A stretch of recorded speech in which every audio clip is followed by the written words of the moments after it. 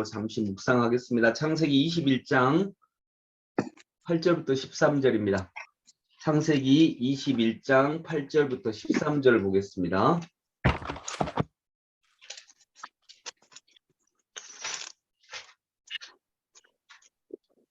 창세기 21장 8절부터 13절.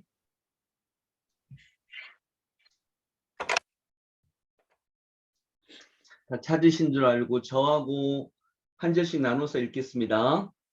아이가 자라매 젖을 떼고 이삭이 젖을 떼는 날에 아브라함이 큰 잔치를 베풀었더라. 해가 본즉 아브라함의 아들 애굽 여인 하갈의 아들이 이삭을 돌리는지라. 그가 아브라함에게 이르되 이 여종과 그 아들을 내쫓으라. 이 종의 아들은 내 아들 이삭과 함께 기업을 얻지 못하리라 하므로 아브라함이 그의 아들로 말미암아 그에게 매우 근심이 되었더니 하나님이 아브라함에게 이르시되 내 아이나 내 여종으로 말미암아 근심하지 말고 사라가 내게 이른 말을 다 들으라. 이삭에게서 나는 자라야 내 씨라 부를 것임이니라. 그러나 여종의 아들도 내 씨니 내가 그로 한 민족을 이루게 하리라 하신지라. 아멘.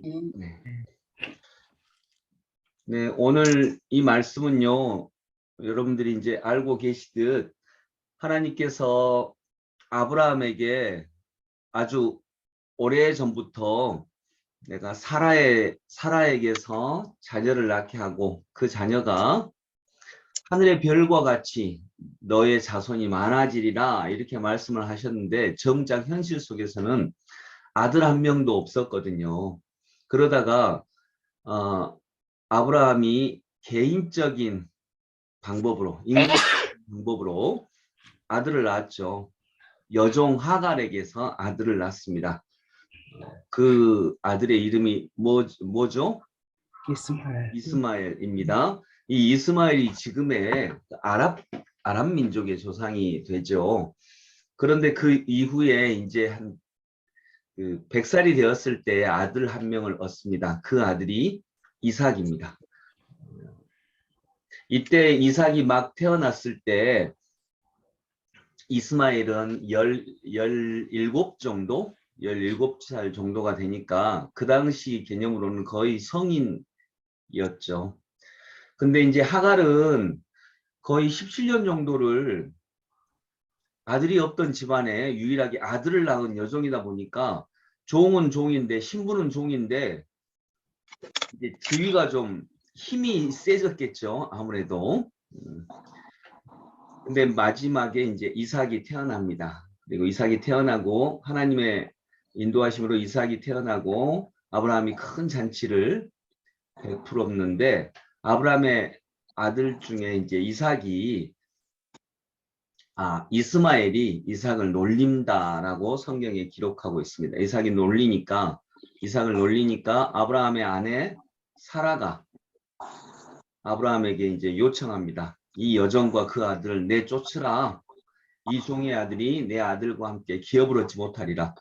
여러분이 만약 아브라함이면 어떻게 하시겠어요? 뭐 놀리는 게 잘한 일은 아니지만 된다고 내쫓으라고 하면 이건 너무 심하잖아요. 너무 심한 일은 심한 일이잖아요. 근데 여러분 같으면 어떻게 하시겠어요? 따로 집을 얻어줘. 예, 따로 집을 얻어줘야죠. 그러니까 여기 따로 집을 얻어줬네요. 나중에 보니까. 예. 이제 이것을 도덕적인 눈으로 보면 이제 뭐 이런다고 이렇게까지 할 필요가 있나? 그건 좀 심하다라고 하는 생각을 당연히 갖게 됩니다. 당연한 생각이고요. 지금의 관점으로 보면 이해되지 않는 일입니다. 근데 이제 하나님께서는 우리 지금 생각으로는 이해되지 않는 말씀을 하시는데 12절에 보면 하나님이 아브라함에게 이르시되 내 아이나 내 여종으로 말미암아 근심하지 말고 사라가 내게 이른 말을 다 들으라. 이삭에게서 나는 자라야 내 씨라 부를 것임이니라. 사라 말대로 하라는 거예요. 하갈과 이스마엘을 내쫓으라 라고 하는 이 말을 그대로 들어주라는 것입니다. 그래서 지금 생각으로 보면 이건 좀 심하고, 이스마엘도 자식인데 놀렸다고, 이건 이제 놀린 것 때문에 그런 건 아니죠. 이것은 결정하기가 어려운 일이라고 생각이 됩니다. 어떻게 해야 되지? 이렇게 결정할 수도 없고, 이러자니 뭐가 걸리고, 이렇게 썩 개운하게 결정하기가 어려운 일입니다. 근데 오히려 이 말씀을 이렇게 생각해 볼 수 있겠습니다. 뭐 인간적으로는 결정하기가 어렵지만 하나님께서 이렇게 하신 이유는 일단 첫 번째로는 하나님 말씀대로입니다. 하나님 말씀대로.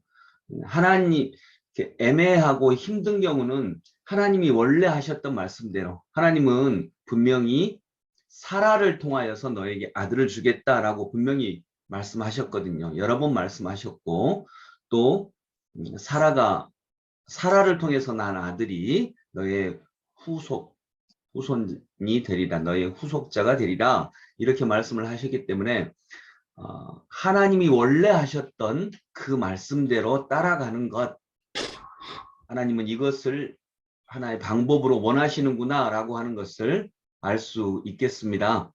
그래서 이것을 이제 다른 도덕적인 관념으로 보면 또 이해되지 않는 면이 있지만, 오히려 이것을 하나님이 원래 하신 방법대로 이삭에게서 나는 자라야 너의 씨라 부를 것임이니라.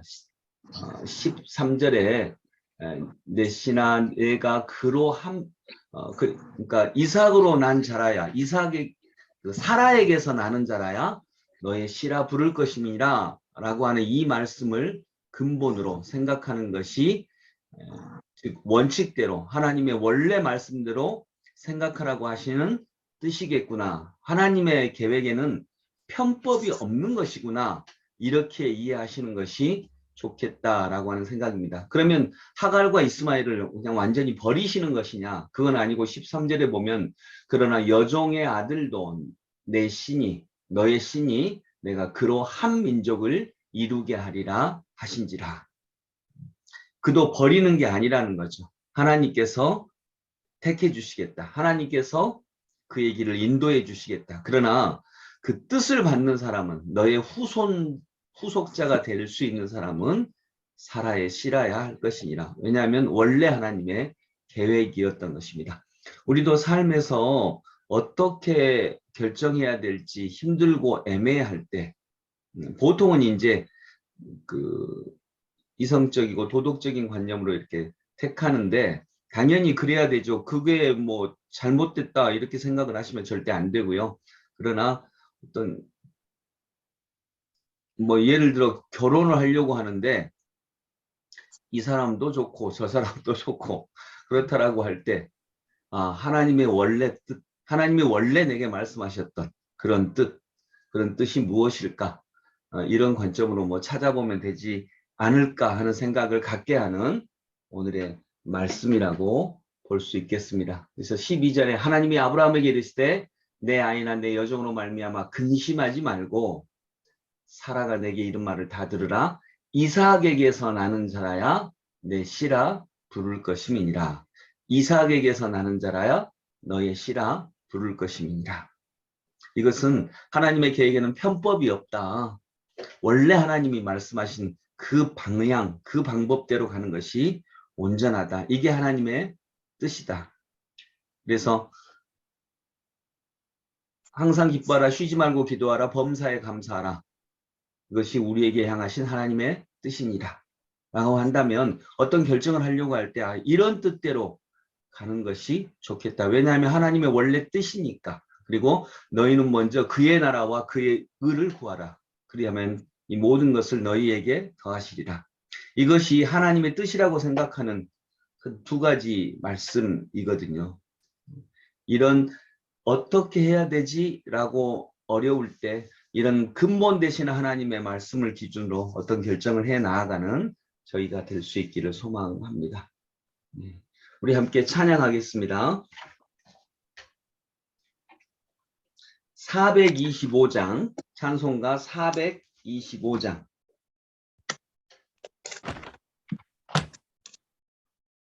주님의 뜻을 이루소서.